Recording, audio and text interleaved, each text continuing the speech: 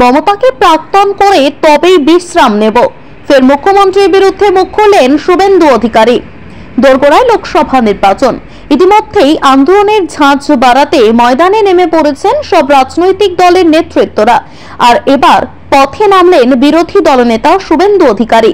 আজ পূর্ব মেদিনীপুর জেলার ভূপতিনগর থেকে রাজ্যের মুখ্যমন্ত্রী মমতা বন্দ্যোপাধ্যায়কে তীব্র আক্রমণ শানালেন নন্দীগ্রামের বিধায়ক। দলীয় কর্মীদের পাশে দাঁড়াতে তিনি ভূপতিনগর পৌঁছে গিয়েছিলেন। সেখানেই তিনি দেখা করেন আক্রান্ত বিজেপি কর্মীদের সঙ্গে।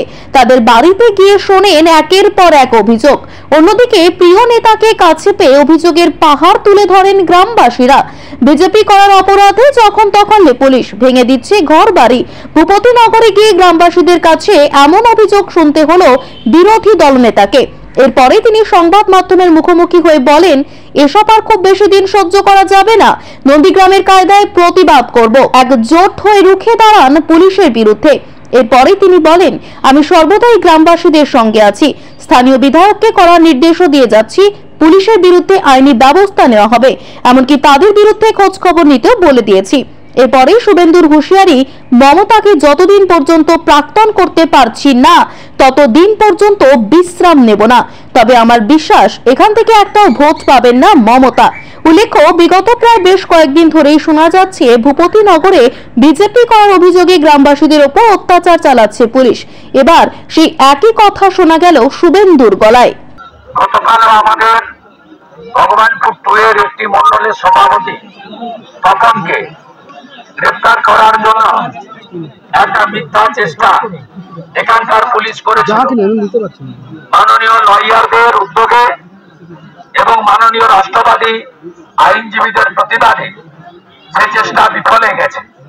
গত 2.5 বছরেরও বেশি সময় এই এলাকায় বিজেপির এমএলএ জেতার অপরাধে 300-র বেশি মামলা হয়েছে। আমাদের প্রায় 200 থেকে 250 কর্মী, কেউ 30 দিন, কেউ 60 দিন, কেউ 90 দিন, কেউ তারও বেশি জেল খেটেছে। আমরা পার্টির পক্ষ থেকে তাদেরকে আইনি লড়াই করে জামিনে মুক্ত করেছি। 50টা রাজনৈতিক মামলা নিয়ে হাইকোর্টে আমরা ইতিমধ্যে গত 3 মাস আগে একটি রিট ফাইল করেছি, যাতে এখানকার সমস্ত মামলাগুলি নয় স্থগিতাদেশ দেওয়া হোক অথবা নিরপেক্ষ তদন্তকারী সংস্থা সিবিআই কে ট্রান্সফার করা হোক। আমরা আপনাদের কাছে আছি। সুজন সহ এখানকার সমস্ত বিজেপি যুবা বন্ধুদের আমাদের সাথীদের সাথে আছি এবং আপনাদের এমএলএ চৌকিদারের কাজ করছে মোদিজির একজন সৈনিক হিসেবে।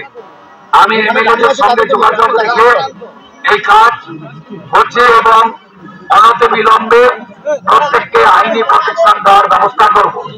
আর সেকশন 41-এ নোটিশ না দিয়ে, ওয়ারেন্টের নোটিশ না দিয়ে যদি এইরকম গ্রামে আক্রমণ হয়, প্রতিটা বাড়িতে শব্দধ্বনি করবেন। আমি এই গ্রামে হাত পাঠানোর ব্যবস্থা করছি এবং এখানকার মন্দিরে মাইক লাগাবেন। যদি বেআইনি ভাবে পুলিশ তৃণমূলের ক্যাডারের মতো আচরণ করে নন্দীগ্রামের ভাষায় উত্তর দেওয়ার জন্য আপনারা প্রস্তুতি নেন।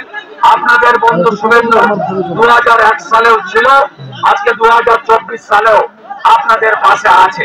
ভারত মাতা কি জয় শ্রীরাম।